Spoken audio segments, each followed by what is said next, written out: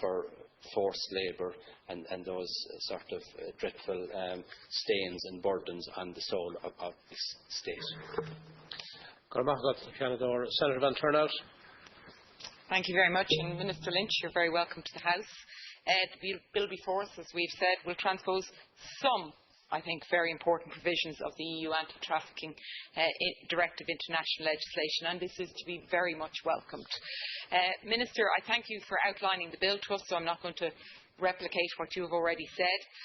I do want to note, Minister, the definition of forced labour, and I do greatly welcome the inclusion of this definition, and that it is outlined by the International Labour Organization Convention No. 29 of 1930 concerning forced or compulsory labour.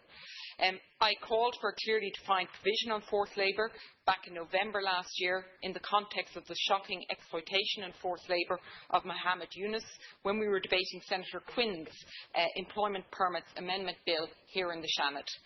A definition of forced labour in our domestic law is something that the Migrant Rights Centre of Ireland has been calling for many years, and it's at this point I'd like to welcome members of the Migrant Rights Centre of Ireland in the gallery who are here today and are accompanied by a number of survivors of forced labour in Ireland. They are the human faces of the laws over which we debate, and their presence here today instills in me the sense of my responsibility and our collective responsibility to ensure that the law prohibiting and protecting victims of forced labour is as robust as possible. And on that note, Minister, I'm asking for your assurance that the definition of forced labour, as intended by the ILO Convention, and as understood in international jurisprudence with respect to offering oneself voluntarily, means fully informed and free consent throughout the worker service period. It's my understanding, Minister, that there's a number of forced labour cases which are dealt with by the Migrant Rights Centre of Ireland, are cases where the victim could be said to have offered himself or herself voluntarily, and that the features defining forced labour came into play thereafter. And that's why I'm putting the stress, Minister, on getting your assurances today on that understanding of the definition. In preparing for the bill today, I would also, as well as thanking the MRCI, I'd like to thank the Immigration Council of Ireland, the ICI, who really helped me in working to look maybe at some of the gaps that I feel are there, because I think there are a number of outstanding issues which do need to be addressed in order to give full effect to the EU anti-trafficking directive. But, Minister, I do need to note, I don't necessarily think that these need to be dealt with through this bill or indeed through a principal act, but I do obviously reserve my right to bring forward amendments at committee stage because we got the bill last week, so I'm still trying to work through it. So many of the issues that I want to address to you today, Minister, I believe can be addressed either through policy or other specific pieces of primary legislation. But I do believe they're all part of the EU anti-trafficking directive, and I wish that we do uphold it in full. So I would welcome your comments.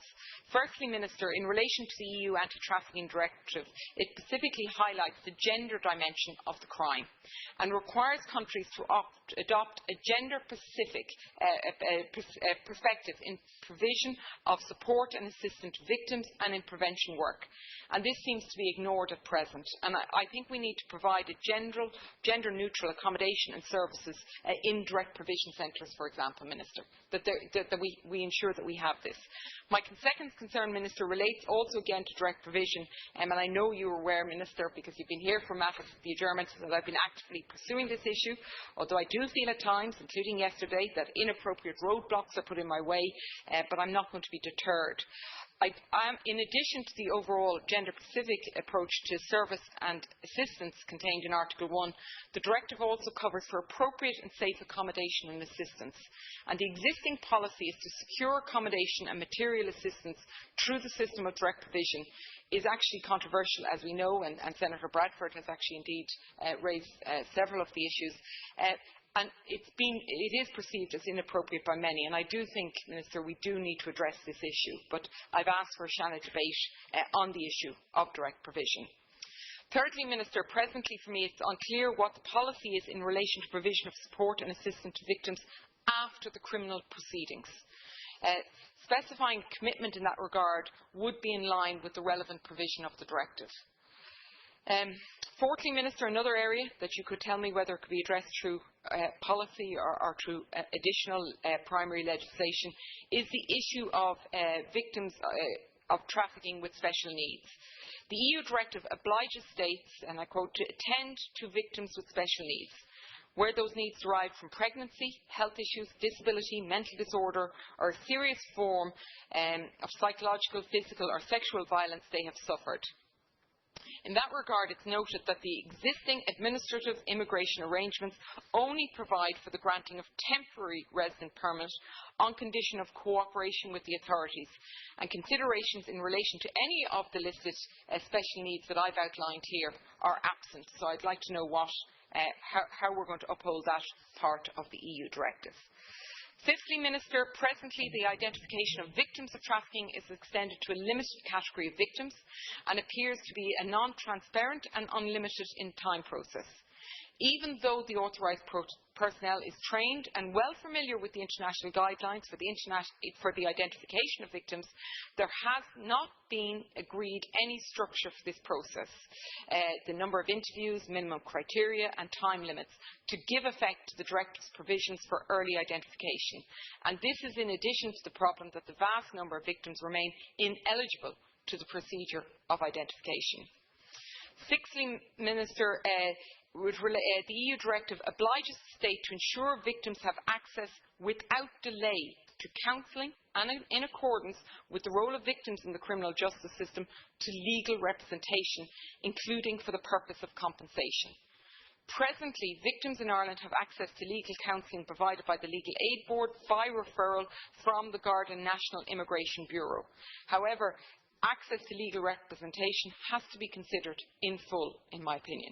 For example, not all victims of trafficking would meet the eligibility criteria for legal aid in the state, including for the purposes of seeking compensation. And it's worth exploring and eliminating any differences of eligibility that arise from the fact that the person is not formally identified as a victim of human trafficking or the victim is not habitually resident. And finally, Minister, Article 19 of the EU directive provides for the establishment of a national rapporteur or an equivalent mechanism that will be in charge of statistical data, extraction of trends and evaluation of adequacy of the national measures against trafficking human beings. Presently, the Anti-Human Trafficking Unit collates the statistics and presents the trends in this crime. However, the element of independent evaluation cannot be provided, I believe, by this unit due to the fact that this unit is at the centre of the decisions on and implementation of policies and measures. So when a decision on such a rapporteur body is being taken, I think, and I would advise that there is close cooperation with civil society organisations to ensure that we are compliant and fully in line with the directive. Finally, Minister, and it's not, although not defined as a worker under our current labour laws, but given specific vulnerability of its class to exploitation, forced labour and human trafficking, I'd like to flag my concern over the unregulated and scrutinising of the au pair industry. The vast majority of parents and au pairs have a really positive experience. It's a short-term cultural exchange with some child-minding duties, and that is not the areas that I'm talking about. But, obviously, in a crisis in affordable and access childcare, we've seen a lead to the increased instances of au pairs being taken on as childminders and, for all intents and purposes, have been domestic workers and have been exploited. And I have met some of these au pairs, Minister. I believe that the employment aspects of the work of an au pair needs to be regulated. I do also believe that we need to look at the child protection concerns, the vetting of au pairs. There is no facility for a parent to have an au pair vetted unless they go through an agency, so perhaps we need to ensure that it is done through agencies. And also, there is no guidance being given by the state to both the parents and to the au pair about their expectations, but also to an au pair who will be new to the country, that if they have a child protection concern, how do they raise that concern? How do they alert the authorities? How do they know? I've heard cases of au pairs whose documentation has been taken from them. They are not given access to the public. So it is an area, I know it's outside the remit of this bill because it's not a labour, but the problem is the situation of au pairs falls between so many gaps, Minister. I think it's something that I will obviously raise with Minister Francis Fitzgerald and Minister Richard Bruton. That's fine, because I just want to say I'm fully supportive of the bill, even though it sounds like I've raised a number of issues, but I do want us to be fully in line with the EU directive on anti-trafficking. And I hope you'll be able to assure me that in the areas that I have raised, that they will be addressed through policy or through additional legislation, Minister. Thank you. Thank you. Senator Keane, please. Senator Hayden. I'm sorry, you have 10 minutes. Sorry. Thank you very much, Laska. I'd like to welcome Minister Lynch to the House and say yet again that we very much appreciate in this House her support and her willingness to come in here on a regular basis. The bill, as you say, Minister, as you've noted, essentially extends existing trafficking